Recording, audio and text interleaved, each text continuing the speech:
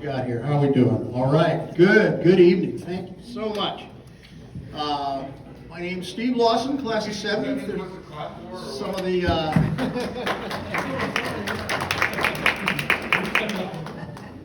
the spouses who may not have seen me before or met me, but I've been asked to wrap things up tonight. So yeah, let's get going. It's I don't know about you, close to my bedtime, really, right about now. So glad to see some new faces here tonight. I can recycle some of my old material. Glad you were all with us last night, or a lot of you, most of you. Great to see the Bonnevilles again. Many thanks to those guys for rocking the stage. We were going to have them. We were going to be their debut reunion last year, but the pandemic got in the way. They had some members from the class of 71 in the band, so they kind of grabbed them for their reunion earlier this year. Kind of a warm up for us, but I thought they were terrific, and they kept their commitment to us. They had committed to us for 2020, but they said they would do it for this year, and we thank them a lot. And you know, I have a little thing here on thanks, which Vicki has already very admirably handled. But I said, you know, these guys prepared for us twice. They did it last year and they did it this year, so we're going to thank them twice. So here we go. I want them all to stand as I read their names, and I do not want you to hold your applause. Let's get started right now. Let's hear it for Jill Dennis Smith, Vicki Davis Seaman, Nancy Zurcher Pulaski, Lou Nigra, Dave Friend, Nancy Fiala Grogan, Claudia Barker, Bernie Johnston, who can forget Bernie Johnston, Debbie Weaver Halcomb, and Joyce Way Reimer. And I want to have a special thank you to John McElveen, who put together those cool masks for us yesterday. So thank you, John. Stand up there. Stand up and spin and take a bow. Thank you all so much. Thank you twice. Now sit down. All right. Wow. 50 years. Yeah, I know. 51. We're all fudging our age a little bit. We can fudge our date of our reunion here. You know, that day comes for all of us. The day nobody wants to look at your ID anymore. The grocery clerk scans the bottle of Jack Daniels, the 6-pack of beer. You wait for him to ask you for an ID or your date of birth. You're sitting there fidgeting, and all of a sudden you blurt it out. 4552. Don't you want to see my ID? When I was born or anything like that? He kind of looks at you like, sir, that iron butterfly T-shirt you're wearing kind of told me what I needed to know, and the fact that you're wearing a watch with numbers on it. And it's got an expandable metal band on it. So he said, I didn't really need to know anything else. So tell me something. When was the exact moment when you stopped referring to yourself as, well, I'm later middle-aged? When you actually started referring to yourself as and in fact, old. You're old. Was it when you thought, hey, those new Buicks looking pretty good? Guys, when you stopped tucking your shirts in, when you realized you kind of had to formulate a strategy for getting out of a chair. You're sitting back in the chair, and it's got this doesn't have arms on it. How am I going to get out of this thing? Was it when you brought home that delightful new puppy, this cute little dog? You brought it home, and you're playing with it, and you're laughing and smiling. All of a sudden, you look at it and go, this damn thing is going to outlive me. Was it when you realized that there are only 2 Beatles, 2 Monkees, and 1 cast member left from Gilligan's Island, Beverly Hillbillies, Green Acres, I Dream of Jeannie, Carol Burnett, and Mary Tyler Moore? 1 left from all of those. Was it when you looked at your teenage grandson or granddaughter in their prom outfits looking like Harry Styles and Ariana Grande with their dates, and you thought, damn, if they're not careful, I could be a great grandparent pretty soon. And you realize, and this happened to me the other day, I looked around, I was in my closet, I thought, I am never, ever going to have to buy any more clothes, ever. Was it the moment you said to yourself, let's see, I could replace all the smoke alarm batteries on schedule today to protect the lives of my loved ones in the event of a fire? Maybe a little nap first would be good. I know what it was for the women. I know the moment. I know it. The exact moment when you knew you had passed from middle age to old is when you looked at your husband and said, man, he is old.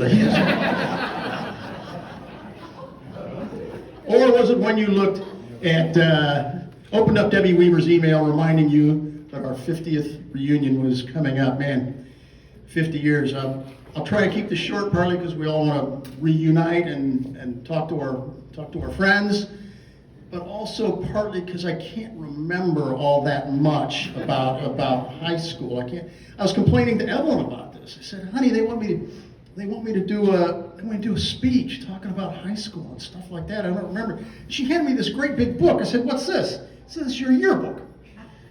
And I said, well, who's that on the cover? She said, that's you. So I was like, man, look how skinny I was and all that hair.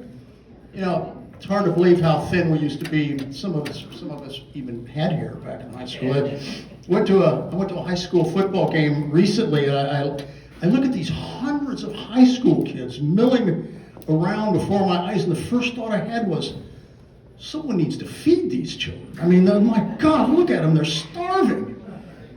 What the heck are their parents feeding these whippersnappers? I mean, marijuana, I mean, what's that dark stuff growing out the top of the boys' heads? Holy crap. You know, I went back and I looked at some of my old speeches before this audience, and with each successive year, the print got bigger and bigger and bigger and bigger. You know, I looked through my annual, some old Tom-Toms, you know. I always wondered, during this time of our lives when we're coming into adulthood, trying to make sense of relationships between the sexes, top of all the confusion and stress, it's kind of an icky time, you know, to be a human being.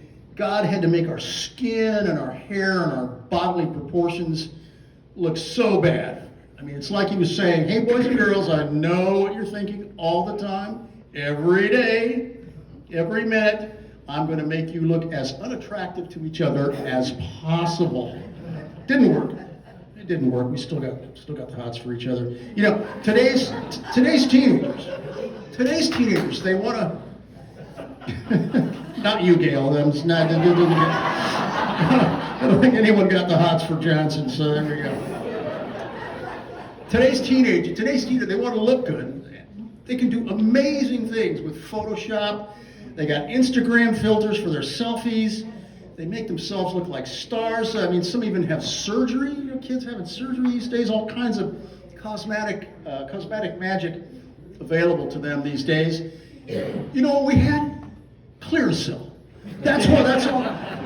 Clearasil and whatever airbrush technology Les Hassel was using, so that our portrait photographer used to make our senior pictures look a little less like a leprechaun. God, it was horrible. Do you remember Clearasil? You remember any of that, you guys? Oh yeah. I have no idea what it was supposed to accomplish medically. I mean, it was this paste. Remember this awful paste?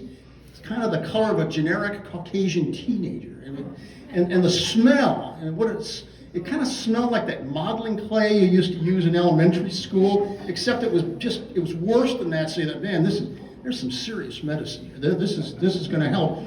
So you get some big old zits, and you dab on a little, and you look in the mirror and you say, God, you know, I think maybe I need a little more. So you put more Clearasil on top of the Clearasil that you had already put on. But the problem was that stuff is full of alcohol, and it evaporated. And it created little Clearasil peaks, all over your face, and it would dry out. And pretty soon the stuff would start crumbling off of your face like bad plaster.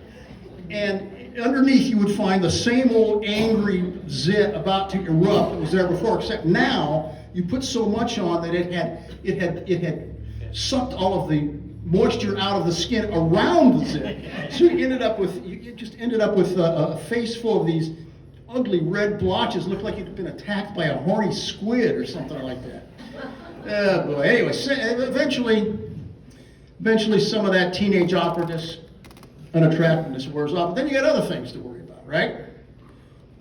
Remember your senior, you see BHS grads come back to visit the school, show up for a game, or just kind of hang around Bellevue. Guys getting kind of soft, kind of doughy, losing their hair. You say to yourself, man, I'm never going to let myself go like that. I'm never going to do it. Of course, complete lie. You're totally lying to yourself. Your body just changes.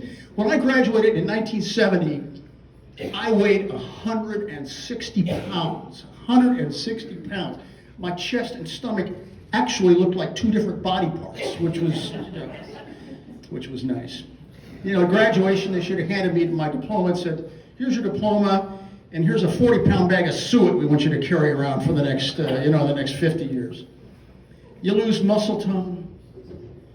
Man, I wish they put Pringles in paper bags. Those pop-top tubes are impossible to get open. Kid in the parking lot comes up to me and says, sir, can I give you a hand with that? I say, no thank you, young man. I'm perfectly capable of lifting this Big Mac. I tried all kinds of crazy things, eating less, nutty solutions. Walking instead of driving to the end of the driveway to pick up the mail. Stop consuming chili cheese Fritos like they were oxygen. Although some diets work better than others. They work better than others. I was especially fond of a recent one, the intermittent fasting diet. You don't eat during the day, you eat once a day, usually in the evening, and that was great. I only gained 5 pounds on that one, so that was... Of course, when Evelyn and I were married, I did work hard. I worked hard to slim down for the ceremony, but I have to admit that after the wedding pictures were safely taken and framed, I put on a few pounds. I got a little stout, fat. I got fat. Evelyn started calling me Crisco. I remember one afternoon we were going to watch a Nebraska Cornhusker game, and I put on my Red Husker sweatpants and my Red Husker hoodie and socks, topped it all off with my Red Husker hat. Evelyn looks at me and says, where's the Dalmatian? When I wrote that joke, I thought that was a great joke. I love that joke, and then I looked at it later on. I thought, oh, it's a little obscure. You kind of have to make a connection here, just down this tube. So anyway, they don't all work. Anyway, someone took our picture at a function, and Evelyn looked at it and says, "Hey, you're getting kind of porky there, aren't you, lover boy? Kind of chubby around the middle." I said, "Hey, everyone knows the camera adds weight." She says, "How many cameras did you eat?" Yeah, she's sympathetic. And your digestive tract, it rebels. When you were a teenager, you could pass a prime rib with the rib still in it. And now I'll have a little runny oatmeal with a prune juice chaser on Tuesday, and by Friday I'll look like a python trying to digest a tire. It's just sitting down there in your lower intestine. I went on Amazon the other day to see if I could find some nice Metamucil cookbook, get some tasty recipes.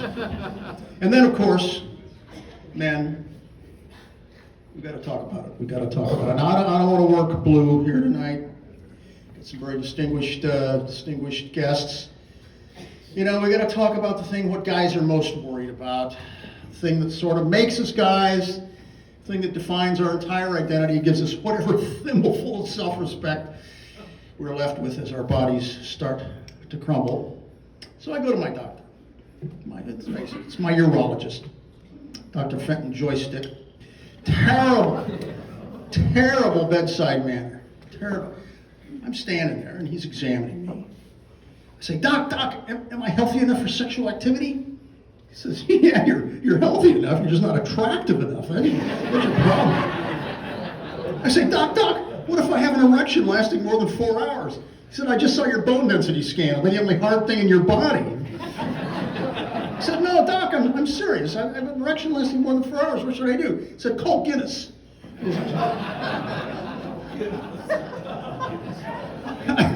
I say, Doc, is my heart healthy enough for sex? And he kind of looks me over and says, your heart really isn't your problem. But Doc, I say, what about those little blue pills? The little blue pills? You hear all about them? Little blue pills? He looks at me and says, oh, those pills are too little. They're much too little. I like that joke too.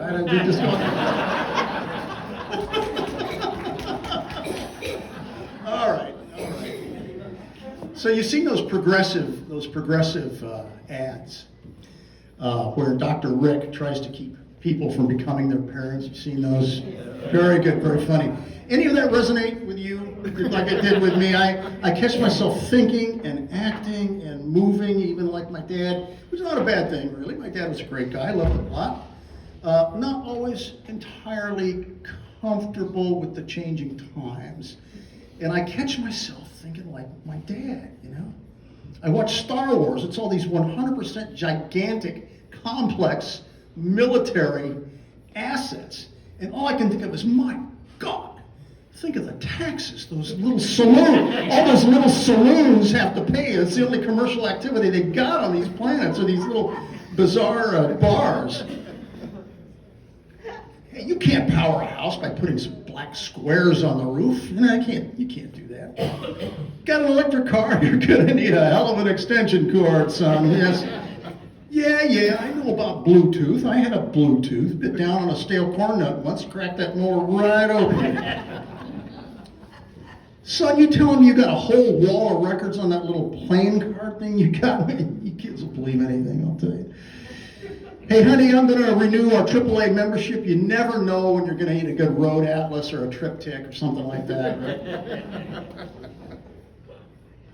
I mean, my God. Honey, look at today's kids. Marijuana's legal, reduced penalties for drug use. Families don't eat good, healthy meals together anymore. Kids surviving on, fast food and vaping. Our generation, we took care of ourselves when we were young. We treated our bodies with respect. By the way, babe, I'm going to drop by Walgreens, pick up my prescriptions for blood pressure, cholesterol, gout, hair, tremors, and testosterone. Maybe pick up some Preparation H1 there. Tube of Clearasil, maybe. Of course I believe in climate change. Just ask my left hip. Expect we should have rain by sunset. What do you mean Pluto isn't a planet? Bellevue High School, class of 1970. By the way, doesn't it feel wrong? Just frost your ass to be told you went to Bellevue East. Oh my God. Bellevue West. Oh, well, the Bellevue West Thunderbirds. Chieftains, aren't those old Indians? We're the Thunderbirds. We fly about in jet aeroplanes. Yeah, I think they're pretty special. Oh yes, we're from West Bellevue, west of Fort Crook Road. Our Walmart. We carry Kylie Jenner fashions, don't you know? Yes. Oh, Bellevue East. Aren't they the ones with that dreadful river? Filthy thing. And all those, what are those, trees? Oh, East Bellevue. What's showing at the Roxy this weekend? Oh, mother, no Pop-Tarts this morning. That's what they eat at Bellevue East. Can't you prepare a nice kale and quinoa smoothie for me? Have James bring around the Suburban for my ride to school. I'd like to pop into Starbucks on the way, pick up a half-calf soy grande frappuccino with rosette syrup, vegan dark chocolate biscotti, perhaps an elderberry scone for a little snacky later on. 500 high school graduates in a room. How do you know which one went to Bellevue West? He'll tell you. Why did the Bellevue West student cross the road? So he could go to Bellevue East. There we go. Here's a fun fact. This is actually a little true story. Who here went to Logan Fontenelle? We have a lot of Logan Fontenelle people. I named Logan Fontenelle Junior High. I personally, Steve Areno, named Logan Fontenelle Junior High. When we were all at Bellevue Junior High, as it was known at the time, there on Mission across from what used to be the fire and police station. Three of us, the administration there, asked Mark Rubin and Mary Ruffel and I. Anybody here remember Mary Ruffel? Yeah, very talented woman. Didn't stick with us very long, but she has actually become, true story, a very prominent poet. It would not shock me a bit if she were to win the Pulitzer someday. Anyway, the three of us met, and I knew a little Bellevue history. I said, well, how about Logan Fontenelle? I mean, he's kind of a name that everybody knew, a major historical figure here. He's the grandson of the Omaha Indian chief Big Elk through his daughter. And his father was a major French fur trader, a respected interpreter and liaison between the Omaha Indians and the U.S. government. He was killed at age 30 in a raid by the Sioux Indians. Anyway, Mark and Mary said, fine, and we took that to administration, and that's what they named the high school. I think they were relieved we didn't come up with something like Annette Funicello, middle school or junior high, something like that. So yeah, looking through the old yearbooks. All the girls I had crushes on in high school, some of them are here tonight. I didn't do that well. I didn't do that well, no, not at all. No, I didn't do that well with the girls. I mean, it's still a mystery to me. I mean, who wouldn't be attracted to a guy that wore the same black sweater to school every day since 7th grade? And when one wore out, I'd go down to Goodwill, get another one.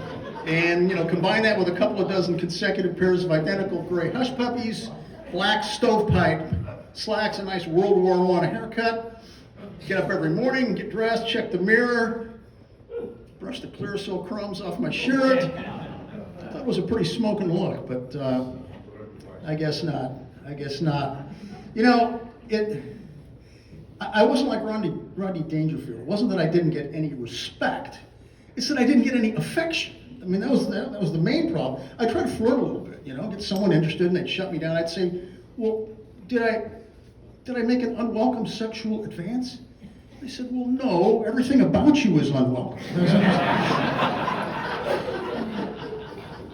I did have one thing going for me, though. I did. The girl's parents liked me a lot better than the girls did. I go to pick up the girl, I'd say, what time would you like her home, Colonel and Mrs. Smith? And before they could answer, the girl would interrupt and say something, if we leave now and we go through the drive-thru, and you don't keep asking when the McRib is coming back, or you get your quarter-pounder medium rare, we could probably be home by 8:30. And she wasn't even wearing a watch, so it just wasn't good. So I was unsophisticated. I was unsophisticated about girls. Still, do we ever really get sophisticated about women, guys? I started working at Broncos when I was a sophomore. And since I was too incompetent to actually flip burgers, the manager would put me at the cash register taking orders, and all these junior and senior girls would come in. I get to talk to them a little, try out some lines, right? Will that be a cheesy whiff? You don't need to go to Burger King to order up a Whopper. Not necessary. Our motto here at Broncos, one good tenderloin deserves another. Hey, I get off at midnight right after I clean the grease traps and scrape the hickory burgers off the parking lot. That was a popular line, yeah. I'll let you wear my little paper hat with the cowboy on it. It was hard to get girls interested. I'd tell them my family has a history of leaving money to girls who pretended to like me. The only thing that really worked was threatening them that if they wouldn't go out with me, I would tell everyone they did. So that works sometimes. So I'm going to interrupt my talk here for just a minute. One of the reasons I asked me to do this is I work really cheap, very cheap. So I'm going to put in a very short plug. And I retired of April 1 of last year. I spent 10 full days complaining about Medicare, signing up for Medicare. Then I did what I was going to do. I mean, for years, people had been telling me I should quit my day job and write. Now, most of those people were actually at my day job. So that was,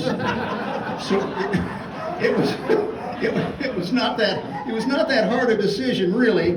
Anyway, on the 11th day, I sat down in front of a blank screen. I started to write, and in the next year, I published 3 novels on the Amazon site, and here they are. Here they are. As a lawyer, I wrote a lot of fiction, so it wasn't that tough.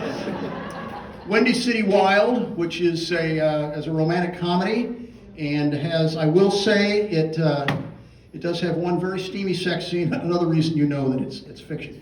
So, another book of 6 short romantic comedy short stories, and this one just out, called The Greatest Noel. It is a fantasy of the day and night of the first nativity, starring Mary, Joseph, Jesus, and some additional characters, a lot of miracles, a lot of fun. It's about the same length as Dickens' A Christmas Carol. So a quick read. And if anyone is interested in those, thank you. Oh my gosh. Thank you. If anyone is interested in learning more about those items, thank you. I have brought kind of some info sheets that it's got the QR thing on it if you want, and a little synopsis of them. I'm just going to leave these here, and you can pick one up if you would like. Thank you so much. But I am going to give them away right now to the first person who can call out the name of the girl I took to prom my junior year. Shout it out, anybody know? Well, I'll tell you. It was Lisa Lynn. Lisa Lynn Davidson, who usually comes, but she is not here tonight. My first date to a big dance when we were juniors. She was gorgeous, as you can imagine, if you've seen any recent photos of her. She was wearing a gown with a green pattern. In fact, I know it was because my mother wanted me to get a matching tux. So I wore a green tuxedo to my junior prom. I wasn't the most charming. Wasn't the most charming date back then. In fact, I don't think I behaved very well at all. I mean, I didn't know how to treat a classy dame like Lisa, you know. And I have appreciated her discretion about that night all these years. In fact, I spoke to her a few days ago. I told her the check was going to be a little late this month, and told her I'd get the check right out to her just as soon as my check for Claudia clears. So I have to. All right. Now, as many of you know, I did find my happiness in the class of 1970. Only I didn't find it until 2017, when I made the acquaintance of Evelyn Fisher, at the time, Evelyn Pillinger. When we were getting ready tonight, Evelyn says to me, "Are you going to embarrass me tonight?" I said, "Of course not. No, I don't do that. No. I say, made the acquaintance in 2017. We had been in school together, known of one another, since at least 8th grade, back in junior high. Weird. She remembered me. We'd been together in Mrs. Jareski's speech drama class at Bellevue Junior High. But I did not remember her, which is hard to imagine. We did not speak one syllable to one another. We had no interaction whatsoever in the entire years between then and now, or then in 2017. Over 4 decades of no contact, no conversation at all. We struck up a conversation at the reunion. And we were both married at the time to other persons. I thought happily. I was wrong about that, but in any case, we became unmarried. Of course, I had a crush. I had a crush on Evelyn, high school. I'm sure I wasn't alone in that. And I'd go to football games with my buddy Doug Prochnow. And I'd sit there up in the stands watching the Belvedettes do their provocative halftime shows, and I'd look at Evelyn and I'd fantasize about her. I'd fantasize about her naked. Then Prochnow would say, "Geez, Lawson, put your clothes back on, for crying out loud, jeez." Once I was sitting next to John Ford. John Ford at a game, and we were admiring Evelyn. I said, "Ford, Gonna marry that girl someday. John took a swig of his Budweiser, belched, and said, yeah, right, and when cable's invented, I'm gonna be the president of something called the Discovery Channel. Anyway, some years after that reunion, we had learned that our marriages had ended, and I thought, very nice, very lovely, very smart, accomplished lady, so I gave her a call. You know, some men are reluctant to call up and approach an attractive woman, but my attitude has always been, what's the worst? What's the worst that can happen? You get turned down, your little self-image suffers fatal injury, you know, you live the rest of your life in lonely, pathetic isolation, watching German softcore on YouTube. I mean, what's the worst that can happen? But I didn't have a good strategy. My strategy was poor. I call her up. She says, oh, hi, Steve. I said, hi, Evelyn. Say, have you thought about the many advantages of extending your automobile warranty? It was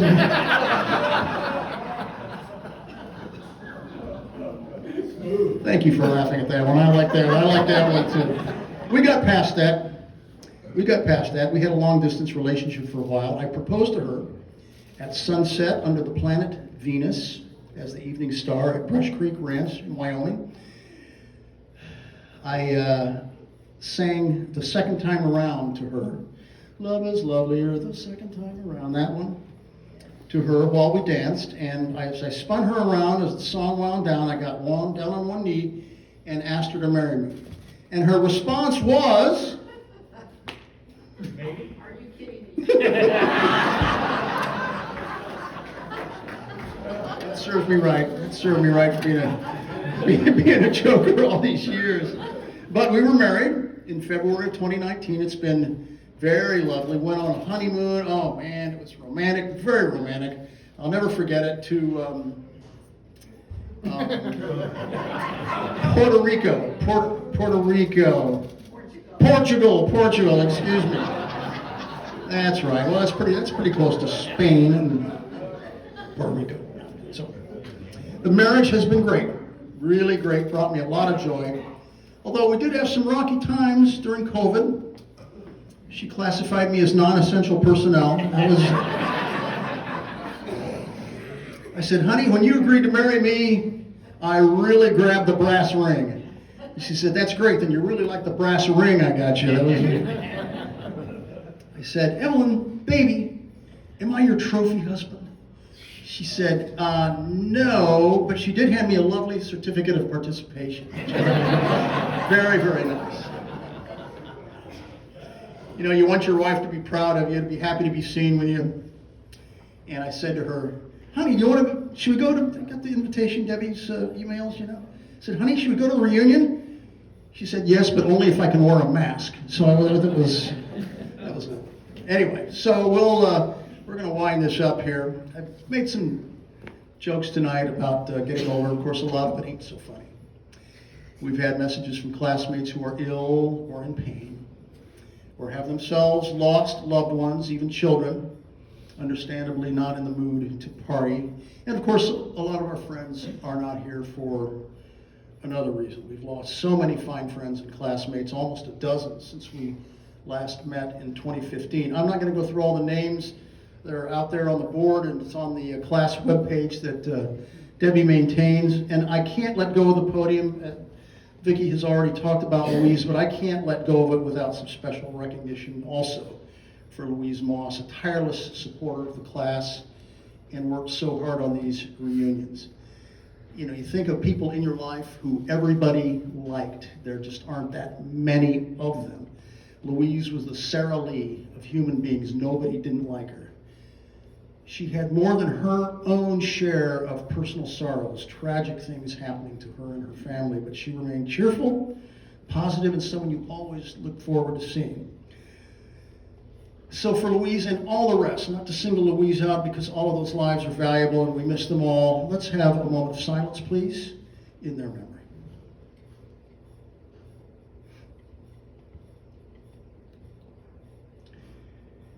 You know, my dear friends, I've done these after dinner remarks at almost every reunion, and you have always been so kind to ask me to speak and to receive my remarks with what I hope wasn't just polite laughter. It didn't feel that way to me, but you never know. I've enjoyed doing it. And I really hope that our class will continue to come together on these occasions, but tonight is going to bring my contribution to a conclusion. So I really, really do, I got some more material here, folks, so we're not wrapping up for just now. Really want to thank you all. I didn't want to end the speech without a special thank you to all of you and all the folks that have come to all of the past reunions when I've spoken. These nights, sharing a few laughs with you all have really, truly been some of the highlights of my life. As for the future of the class of 1970, who can say? After all is said and done in a lifetime, the job is behind you. The kids are grown and off making you proud of their own successes, maybe popping out some grandkids. You've downsized to something that doesn't require mowing. You've moved that damn Peloton to the storage locker where it belongs. You're trying to decide which works better, Tylenol or Advil. You're thinking about whether maybe shaving your head would look better than that comb over you've been trying to avoid for all these years. You're thinking, hey, it's August. I don't really have to take down the Christmas lights. You're grumbling that Medicare won't pay for a prostate blood test. You're sitting there in your lazy boy, sipping a Pabst Blue Ribbon, watching reruns of 2.5 Men, or just walking down the street, just living your life. You'll just be out somewhere. You'll just be doing something. And something will tweak your memory. You'll see a Navajo dance ceremony and be reminded of the immortal Bernie Johnston as Chief Winnemore. You'll hear someone mangle a phrase and be reminded of Dr. Boylston attempting to pronounce Jalavis. You'll catch a whiff of paint and paste that will take you back to the sets you used to build for dramatic productions at the Little Theater. Maybe you'll notice that Lady Gaga's eyeshadow is the exact same blue color as those dreadful panels on the side of the high school that everyone was building high schools with in the 1960s. Those are long gone now. They've put a new facade on. Or you'll catch a fresh, sweet scent that will bring back the smell of the carnation your prom date pinned on your lapel or the baby rose corsage. You took 5 minutes to pin to her gown until her mother figured out what was going on there and stepped in to show you how it was done and where. And then maybe you'll see someone driving the exact year and color and model of car that you learned to drive on. And as it passes, you'll see that it has antique plates. And then, early on a Friday evening, you'll see the lights, you'll hear a roar from the local high school a mile or two away.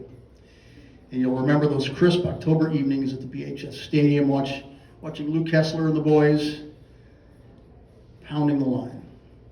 You'll hear or see or smell or feel those things, and it will all come rushing back to you.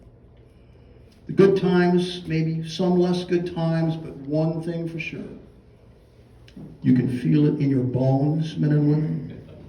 The Bellevue Senior High School class of 1970 was really something special.